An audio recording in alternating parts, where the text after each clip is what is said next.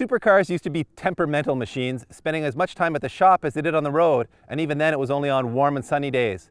But that's just not the case anymore. That's right, we live in a world today where 500 horsepower cars aren't just reliable, but they're comfortable and can handle any weather, which is good because we're currently experiencing the winter from hell that just won't die. While we planned a wicked super sports car comparison for you today, the truth is conditions are just too wet and sloppy. We've actually got a snowbank down the front straight, which makes it a good thing that both these cars are actually still on winter tires. So we have an Audi R8 V10 and a Porsche 911 Turbo and a messy track. Time to have some fun.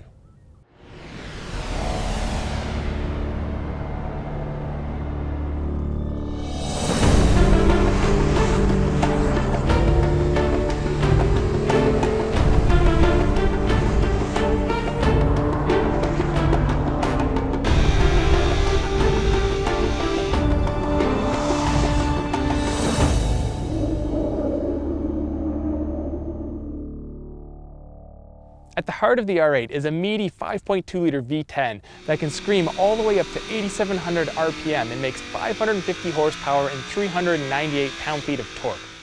A 6-speed manual transmission is available with this engine, but our test car comes with the quick-shifting 7-speed S-tronic dual-clutch automatic. Audi claims this supercar can rocket from 0 to 60 in just 3.3 seconds and has a top speed of 197 miles an hour. That's a hair slower than the 911 Turbo on the low end, but a smidge faster on the top end. R8s do not come cheap, and the V10 Plus is the most expensive model in the range. Base prices begin at over $170,000, while our test vehicle, optioned up here, ran $187,590.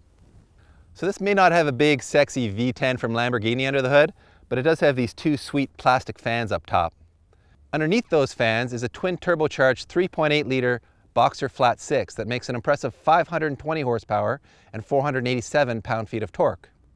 It'll also sprint from 0 to 60 in 3.1 seconds and hit a top speed of 198 miles an hour.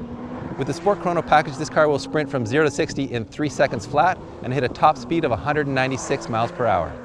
It's also equipped with Porsche's PDK 7-speed dual-clutch gearbox, and price starts at $148,300, and ours with the Sport Chrono package and a couple other features comes in at just under $164 grand. There's no denying that the R8 is more of a head-turner than the 911. Although the same basic shape's been around since 2007, that's nothing compared to the Porsche that has looked the same for over 50 years. Audi does plan to replace this model soon, but even 2 years after its latest refresh, I still get attention everywhere I drive it. In fact, people have been chasing me down in the streets. Yes, it still looks like a 911, but that's a good thing, because this is one of the most iconic sports car shapes in the world. As you'd expect with a turbo, it's wide in the back. In fact, it's 3.3 inches wider in the rear than the regular Carrera. It's also got active aero, both the rear wing and an innovative front lip that deploys for added stability and downforce. The R8 doesn't just resemble an exotic car on the outside, but also on the inside, and that's not necessarily a good thing. Besides not having any sort of smart access to get into the car, it actually requires a physical key to start the car. The climate control knob is old school, and Audi's MMI system seems to be a generation or two old inside the R8. But Audi does get the fundamentals right. Sightlines are actually pretty good for a mid-engine car, and the steering wheel, paddle shifters, and pedals all seem to be in the right spot. As well as a generous amount of headroom above the seats thanks to this bubble that allows a helmet to be used while driving. And while we're talking about exotic cars, Audi has also got the pricing right when it comes to options. The automatic transmission, that's over $9,000. To get the quilted seats and roof, that's over $6,000. Here we are in the 911 Turbo, which is actually very familiar to me because I've been in a base Carrera before, and this is pretty much the same interior. We do have some turbo badging here on the shifter, as well as 2 spots on the gauge cluster. We've also got the Sport Chrono clock, but other than that, it's really pretty standard 911 fare in here. We've also got the $3,500 Burmeister high-end infotainment unit, which makes no fewer than 821 watts. Although there's no exotic materials in here like there is in the Audi, I will say that I'm in a much more natural seating position, and being a 2+2, there is some usable space back there, and there's also more cargo space, so overall it's just a more practical daily driver. Considering the sticker price, I will say it's a little bit disappointing that there isn't something unique and special to the interior, say some more aggressively bolstered sports seats.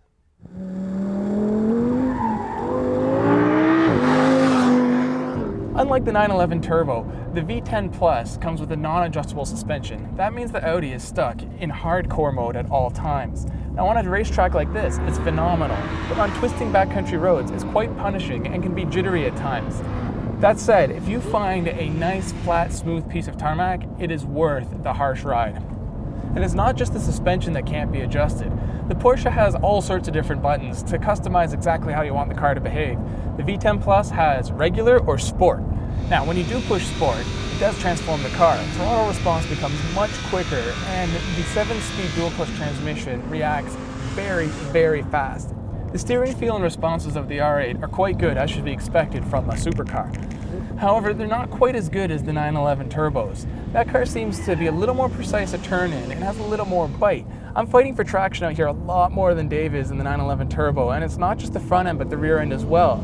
And you can't say it's the winter tires because both cars are driving on the exact same tire. But the one area that the Audi definitely beats the Porsche is engine sound. Yeah, the 3.8 boxer turbo sounds good, but nothing compares to this 5.2 liter V10.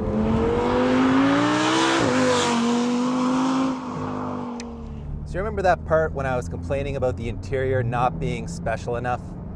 Well, turns out you can forget all that because the special part happens once you get on the other side of a corner and do this. Woohoo! This just in, kids. The Porsche 911 Turbo is fast.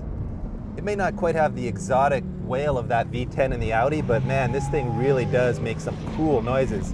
You can hear the turbo spooling up when you get on it, and then when you get off it, you get these really neat burble popping and hissing noises from out back.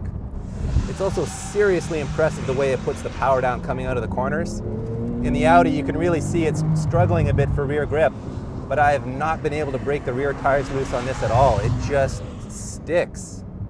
The other thing that really impresses me about the 911 Turbo is how good it feels on corner turn-in. I wasn't expecting it just to have such a quick, precise feel on turn-in. I think it's the active rear steering that's really making this car dive down to the apex so nicely. We've got these nice aluminum paddle shifters on the steering wheel here, but to be honest, I can't even be bothered to use them because the PDK's shift logic is just so good. It's always shifting when I want it to. Why should I do the extra work? I'm also really impressed with these winter tires. I'm having a hard time imagining how much more grip it would have on the standard summer tires, because right now this Porsche is just making a ton of grip. It's possible some of that mid-corner push that I'm feeling is a function of the winter tires on the front being overheated a bit. I'm actually seeing some tire temperatures here on the display in front of me, and interestingly enough, it's actually the rear tires that are getting hotter than the fronts. So this car is making really good use of all 4 contact patches. I should also say that even though this car doesn't have the optional carbon ceramic brakes, these standard steel brakes are still amazing. I've got really nice pedal feel, and man, when you get on them hard, it slams you into the seat belts. There's no shortage of stopping power here.